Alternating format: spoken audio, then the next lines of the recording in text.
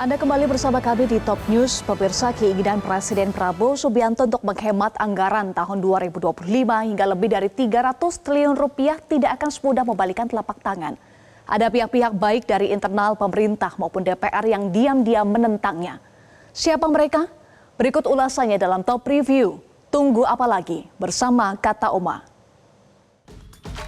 Renyahnya bikin lagi dari telur dan bahan alami. Tunggu apa lagi? Dapatkan sekarang. Kata Oma. Kasih sayang Oma di kerenyahannya.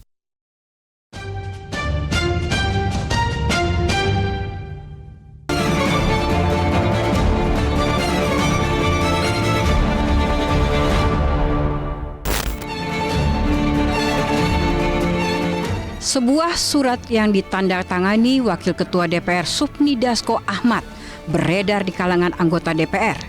Isinya Dasko meminta para pimpinan komisi di parlemen untuk menunda rapat pemangkasan anggaran kementerian dan lembaga.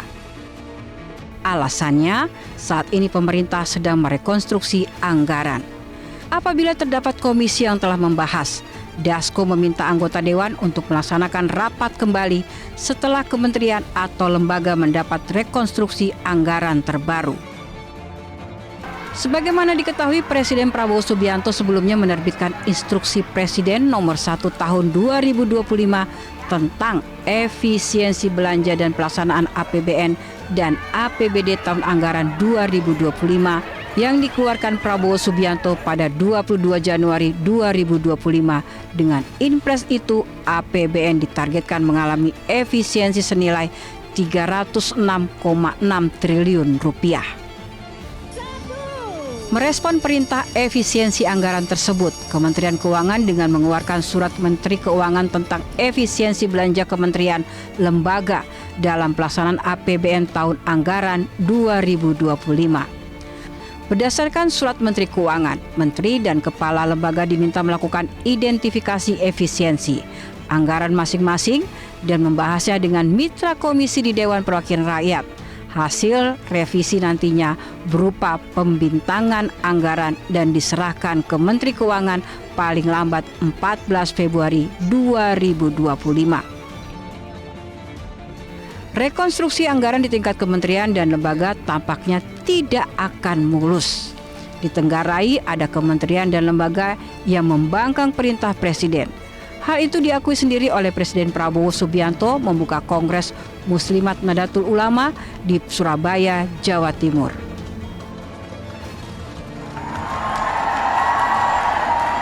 Saya melakukan penghematan. Saya ingin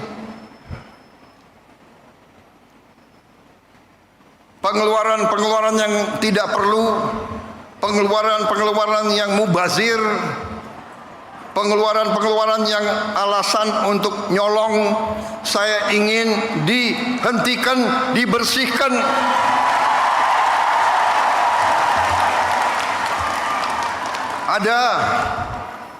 Ada yang melawan saya. Ada. Dalam birokrasi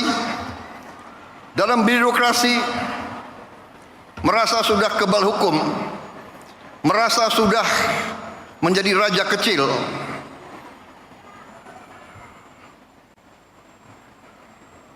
Ada. Saya mau menghemat uang itu untuk rakyat.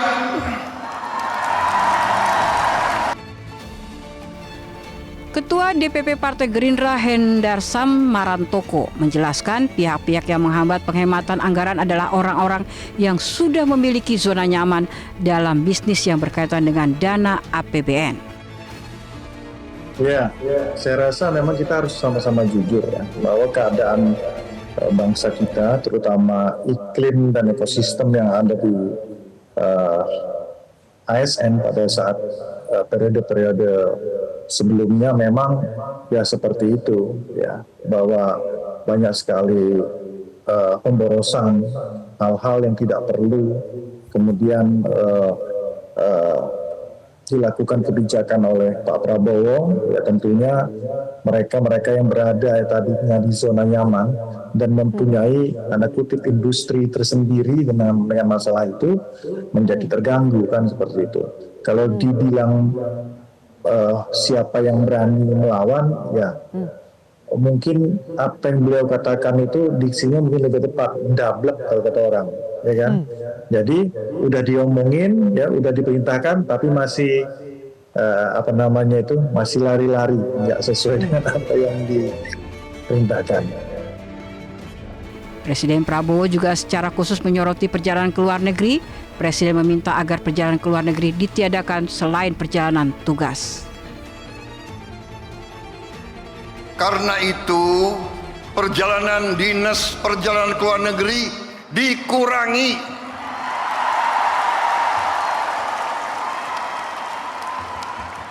Kau boleh melawan Prabowo, tapi nanti kau lawan emak-emak itu semua itu.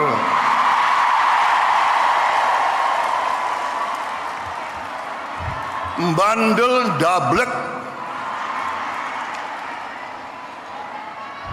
Gak usah keluar negeri, 5 tahun gak usah keluar negeri kalau perlu. Yang perlu keluar negeri yang tugas keluar negeri, tugas belajar boleh, tugas untuk atas nama negara boleh.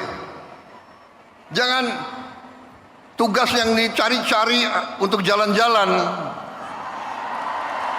Kalau mau jalan-jalan pakai uang sendiri.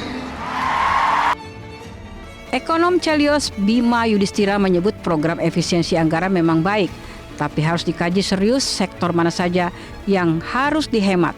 Jangan sampai penghematan justru kontraproduktif dari segi pencapaian target pemerintah. Ketika impresnya keluar, ini ada semacam pemangkasan yang dilakukan di hampir semua kementerian lembaga termasuk dana transfer daerah. Ini tidak semuanya sesuai dengan skala prioritas atau masing-masing dari kebutuhan tiap kementerian lembaga. Jadi ini contoh konkretnya ya, ada beberapa kementerian yang diberikan program gimana caranya ekonomi bisa tumbuh 8% di tengah perang dagang. Anda harus cari pasar-pasar baru. Itu butuh perjalanan luar negeri. Itu butuh diplomasi internasional. Nah, ini kalau kena pemangkasan anggaran dari perjalanan dinas, itu efeknya juga akan kepada pencapaian dari program dan pertumbuhan ekonomi yang diharapkan tinggi tadi. Begitu juga misalkan di daerah. Ini di daerah apakah kena ke pelayanan publik, apakah kemudian efisiensinya sesuai dengan kebutuhan, ini akhirnya menjadi variasi yang sangat berbeda-beda. Jadi sebenarnya esensi dari efisiensinya itu baik, asalkan memang ada kajiannya dulu nih. Efisiensi apa yang tidak mengganggu jalannya program prioritas lainnya. Penghematan hingga 36,6 triliun rupiah memang bukan angka yang kecil.